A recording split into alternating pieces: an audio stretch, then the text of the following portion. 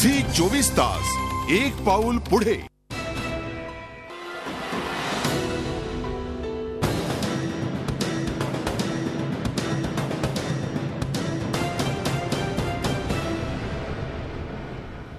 ब्रेकनंतर स्वागत। ठाणे रेल्वे स्टेशनवरच्या सेवा सुविधांचा आढावा घेतल्यानंतर आम्ही इथली सुरक्षा आणि इतर बाबींची काय परिस्थिती आहे हे देखील जाणून घेण्याचा प्रयत्न केला। इथल्या प्रवाशांची सुरक्षा म्हणजे राम भरोसे असल्याचंच आढळून आलं। ठाणे रेल्वे स्थानकाचा आम्ही फेरफटका मारला असता रेल्वे प्रवाशांना कोणकोणत्या समस्यांचा सामना करावा लागतो हे एका पाठोपाठ एक उघड होत गेलं। भिकारी, मनोरुग्ण, गर्दुले हे तर रेल्वे स्थानकात ठाण मांडून आहेत। ठाणे रेल्वे स्थानकही तर अपवाद नाहीये। इथं ठिकठिकाणी तुम्हाला भिकारी, गर्दुले आणि मनोरुग्ण पाहायला मिळतील। त्याचप्रमाणे भटक्या कुत्र्यांनीही इथं आपला डेरा जमवलाय। विशेष म्हणजे तिकीट खिडक्यांजवळ भटक्या कुत्र्यांचा वावर असतो। प्रवाशांच्या पायाजवळ पंख्याची हवा खात ही कुत्री पहुडलेली असल्याचं चित्र पाहायला मिळतं। प्लॅटफॉर्म तर त्यांच्या हक्काची जागा आहे। रेल्वे प्रशासनाला त्याचं काहीच वाटत नाही। त्यांना हाकलून लावण्याची तसदी घेताना कोणीच दिसत नाही। आम्हाला रेल्वे स्टेशनवर ठिकठिकाणी हेच चित्र पाहायला मिळालं। आम्ही जेव्हा रेल्वे स्टेशनवर होतो तेव्हा एक माहूत थेट हत्ती घेऊन स्टेशन परिसरात आला होता। त्याचा वाहतुकीला अडथळा होत असला तरी दिवसभर तो तिथेच होता। ठाणे रेल्वे स्टेशन परिसरात ना फेरीवाला क्षेत्र असा एक बोर्ड आम्हाला तिथे दिसला, पण तिथं परिस्थिती त्याच्या उलटी होती। त्या बोर्ड खालीच एक फेरीवाला होता। हा बोर्ड केवळ नावापुरताच असल्याचं आढळून आलं। त्या फेरीवाल्याला कोणाचीच भीती नसल्याचंही पाहायला मिळालं। रेल्वे स्टेशन परिसरात स्वच्छतेच्या नावानं बोंब होती।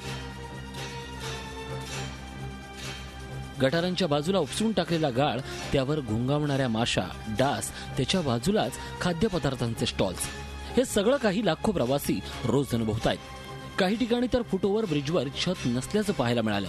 त्यामुळे प्रवाशांना उन्हातून ये-जा करावी लागत होती। पावसाळ्यातही प्रवाशांवर भिजण्याची वेळ येणार आहे। ठाणे रेल्वे स्टेशनवर विविध सेवा सुविधांचा आढावा घेतल्यानंतर आम्ही सुरक्षेबाबत काय परिस्थिती आहे हे जाणून घेण्याचा प्रयत्न केला। मुंबईवर झालेल्या दहशतवादी हल्ल्यानंतर सर्व रेल्वे स्थानकावर सुरक्षा व्यवस्था वाढवण्यात आली, पण एवढ्या मोठ्या दहशतवादी हल्ल्यानंतरही रेल्वे प्रशासनानं कोणताच धडा घेतलेला नाही। ठाणे स्टेशनवर बसवण्यात आलेली ही मेटल डिटेक्टर आणि स्कॅनिंग मशीन ही कुठल्याही उपयोगाची नाही आहेत सध्या, कारण ही फक्त आणि फक्त शोसाठी बसवण्यात आलेले आहेत। कुठलेही यामध्ये कुठलीही तपासणी होत नाही, कुठलेही चेकिंग होत नाही आणि प्रवाशांची ही सुरक्षा वाऱ्यावरच आहे। ठाणे रेल्वे स्थानकाच्या पूर्वेकडच्या प्रवेशद्वारावर 7 मेटल डिटेक्टर तसंच एक स्कॅनिंग मशीन आहे, पण हे सगळे मशीन बंद अवस्थेत आहेत। तीच अवस्था पश्चिमेकडच्या प्रवेशद्वाराची आहे। पश्चिमेकडे 4 मेटल डिटेक्टर आणि एक स्कॅनिंग मशीन आहे, पण ते नादुरुस्त आहे। खरं तर लाखो रुपये खर्च करून हे मशीन बसवण्यात आलेत, पण ते केवळ नावापुरतेच आहेत। ठाणे रेल्वे स्थानकात जाण्यासाठी या 2 प्रवेशद्वारांव्यतिरिक्तही प्लॅटफॉर्मवर जाण्यासाठी मार्ग आहेत। तिथं तर कोणत्याच प्रकारची सुरक्षा यंत्रणा नसल्याचंच पाहायला मिळालं। अशा परिस्थितीत रेल्वे स्थानकं आणि प्रवाशांच्या सुरक्षेचं काय असा प्रश्न निर्माण झाल्याशिवाय राहत नाही। ठाणे रेल्वे स्थानकातून रोज लाखो प्रवासी लोकल ट्रेनमधून प्रवास करत असून त्यांना रोज अशा विविध समस्यांचा सामना करावा लागतो, पण रेल्वे प्रशासनाला मात्र त्याची जराही फिकीर नाहीये आणि हेच लाईफलाईनचं वास्तव आहे।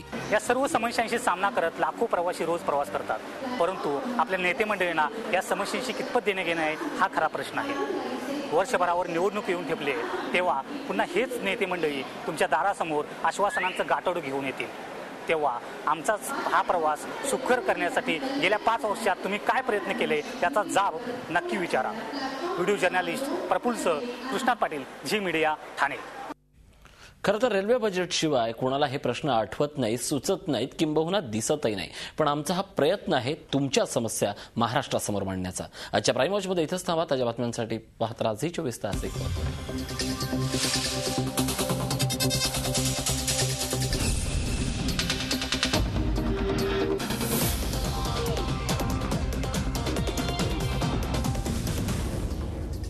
झी 24 तास एक पाऊल पुढे।